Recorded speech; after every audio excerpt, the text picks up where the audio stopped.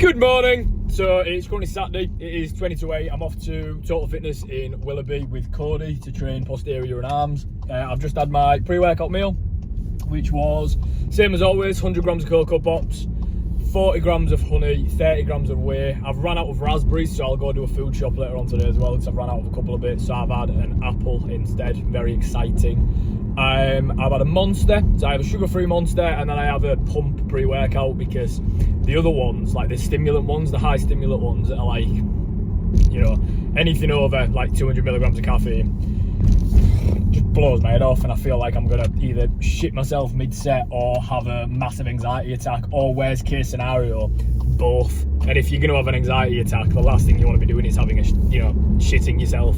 So I have a pump pre-workout because there's no caffeine.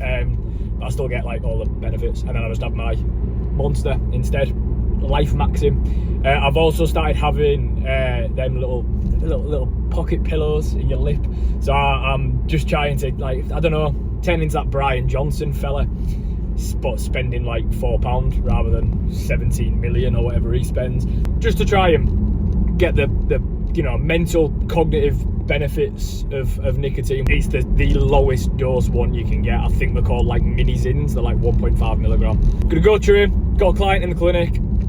We'll record the session and do a little bit of a voiceover of it all, and then potentially, I mean, I don't really want to do another full day of eating because I eat the same thing every day.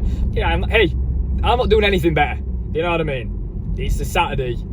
I'm going to train in the morning. It's a relatively nice day, as you can probably see by the sun. As much as I hate to admit it, like Instagram, TikTok and stuff like that, it's a massive part of my job. Obviously, this is like same as this, really. You're trying to achieve some level of brand awareness. So when I do go on TikTok and Instagram and shit now, if I do see something I don't like, I'll just hold it down for a long time and then just delete it and just like report, or not report, that's, you know, petty, but I hold it down and just like, I don't want to see this because it can get into your head. So we're going to talk over my posterior and arm session. If anybody's still there, if anybody knew from the last week, it's in the same day. So last week, the video that will have been posted last week now, I think that's the 1st of May, I believe. That was when I talked over my upper day. This is all done in the same day. Bit of a peek behind the curtain. I did debate going and like changing my top to give the illusion that it's done on a different day, but I ain't created more washing for myself when I can't really be bothered, but we'll go for it. I also mentioned, just as a snippet, I mentioned in the video before this, I think, I ain't edited yet, it should be before it, that I've started using nicotine pouches, and I got the 1.5 Zin minis, so 1.5 milligrams, so there's nothing in it. Now, I am just debating getting the 3 milligram, because the 1.5, the thinking was I'll have like maybe 1 or 2 throughout the day, but I am just now having like 3 or 4, because there's nothing. It's a 1.5 milligram. I might as well just get a 3 and have a slight anxiety attack. Anyway, we're getting off topic. I'm on the walking pad again, trying to get some steps done. I am going to turn it down a bit so I don't get breathless, because I am chronically unfit, but we will have a go. So, posterior and arm day. Starting off with a hip thrust. So all I'm thinking about on this one is just letting my hip, my ASIS, the top part, bony part of my hip, drop just below my shoulder blades on that input pad at the top, and then I'm driving my hips up and forward at the same time, taking a pause in that stretch position at the bottom, and then a pause in the contracted position at the top, really squeezing my glutes as hard as I can.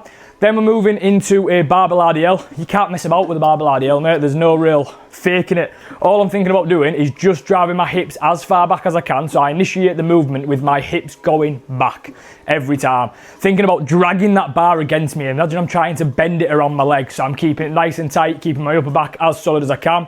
Keeping that spine neutral. Pick a spot on the floor, have a staring contest with it. Drive your hips back, drive your hips forward, stretch the hamstring. Then moving into a bit of arms, so I'm doing a tricep push down with an easy curl bar. We are using a bench for added stability. I'm just thinking about keeping that elbow locked under the shoulder, coming into full flexion, letting my wrist and bicep touch, and then I'm extending my arm as hard as I can to lock the tricep. That's at 3 sets, 12 to 15, and then 2 at 8 to 10. Then I have got a new one. This is a new one on here. A seated dual arm cable curl, again, bench for added stability. Thinking about letting the arm travel out in front of me, locking the elbow at the bottom to fully stretch the bicep, and then I'm just driving the forearm and the bicep in as tight as I can. Again, 3 sets, 12 to 15, and then 2 sets at 8 to 10. Taking every set to failure. Then we're going into a overhead tricep extension. So usually we'd use my bougie rope, but me and Cody both left it at the gym because we both work at the same gym together. So fuming with the pair of us, but we're doing a dual arm, so we battered our pinky, and we're just thinking about driving up into that top position. 3 sets on that one at 8 to 10.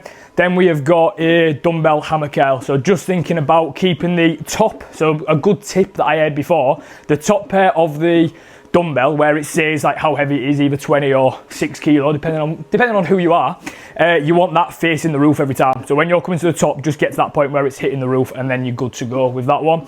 That one's at 3 sets of 8 to 12, giving myself a little bit of a wider berth. Is that the word I want? On arms, because if not, you end up jumping up too quickly. If I've got like 8 to 10 sort of rep range on that one, I might get 10 for one good week on a dumbbell hammer curl with a little bit of momentum, and then I try and build on that, and then before you know it, I'm at 22.5 and I'm swinging about, and there's no actual tension on the target tissue, e.g.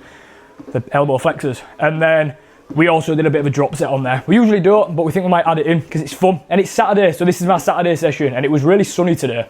And it's nice, you know, when you're going outside, the sun's out, you've got a bit of an arm pump, your legs are shaking because you've done RDLs and glute drives, but you know, you feel good about yourself.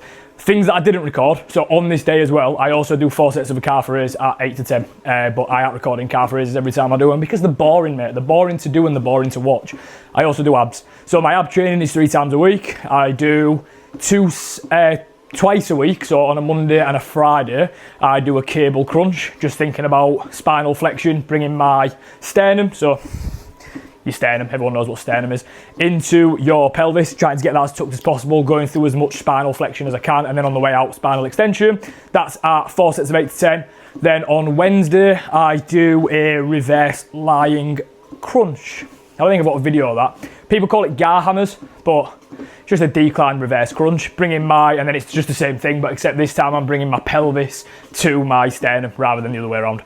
So I'm working lower abdominals a little bit more biased, but all of it's going to get worked, but you're just doing a bit of everything. So that's everything. Been a busy old day today.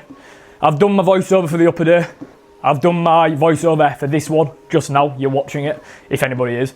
And then I've just got a couple of onboarding videos to do. One onboarding video to do. Let's not oversell ourselves. I've got one more onboarding video to do.